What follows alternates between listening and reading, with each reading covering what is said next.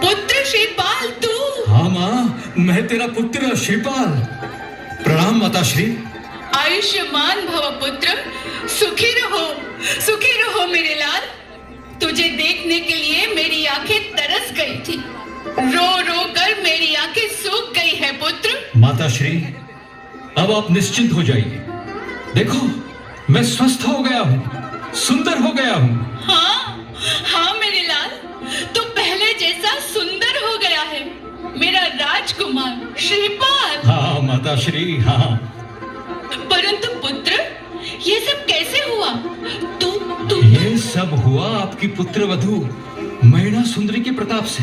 मेरी पुत्रवधू मैना सुंदरी? हाँ माताश्री, मैना सुंदरी के कारण ही मैं सुंदर हो गया और जगत में सर्वश्रेष्ठ जैन धर्म की प्राप्ति भी हुई।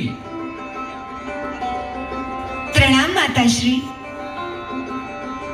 मेरी पुत्रवधू, सौभाग्यवती भव पुत्री मैना, तू धन्य है। मैं कितनी भाग्यशाली हूँ कि मुझे तेरे जैसी सुंदर, संस्कारी और पतिव्रता पुत्रवधू मिली है। जैसे पूर्णिमा चंद्र को 16 कलाओं से परिपूर्ण करती है, वैसे ही तूने मेरे पुत्र और तेरे स्वामी को सर्व कलाओं से पूर्ण करके यश की प्राप्ति की है।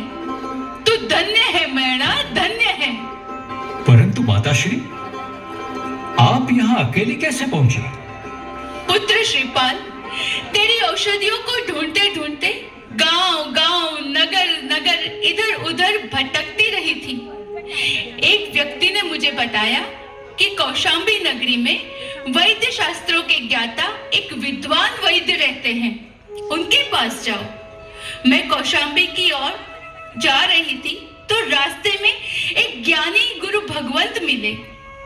मैंने गुरु भगवंत के चरणों में वंदन करके पूछा, हे गुरुदेव, मैंने मेरे अशुभ कर्मों के कारण बहुत दुख सहन किए हैं। इतना ही नहीं, मेरा प्रिय पुत्र भी कर्म के प्रभाव से कुष्ठ रोग से पीड़ित हो गया है। हे गुरुदेव, आप तो ज्ञान के सागर हो, मैं आपके चरणों की रज हूं। आप कृपा करके मुझे बताइए कि मेरा पुत्र इस रोग से मुक्त होगा कि नहीं। तब गुरुदेव ने कहा, तू जरा भी दुखी ना हो और मेरी बात ध्यान से सुन। तेरे पुत्र को उसके साथी कोरियों ने अपना राजा बनाया है, उम्बर राणा नाम देकर उसका यश बढ़ाया है। तेरे पुत्र के साथ मालव देश की सुंदर राजकुमारी मैना सुंदरी ने विवाह किया है और उसका विवाह महोत्सव 700 कोरियों ने धूमधाम से किया है।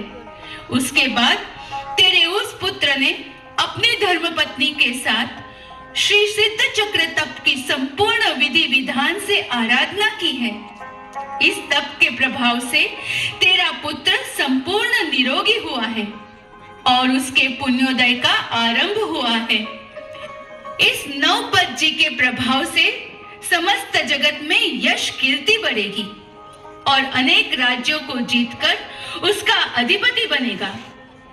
ज्ञानी गुरुदेव के ऐसे वचन सुनकर मैं तुझे ढूंढती हुई यहाँ आई हूँ।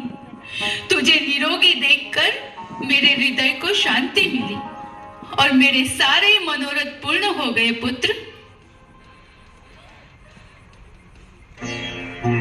माता और पुत्र की वार्तालाप से मैना ने यह जान लिया कि जिसके साथ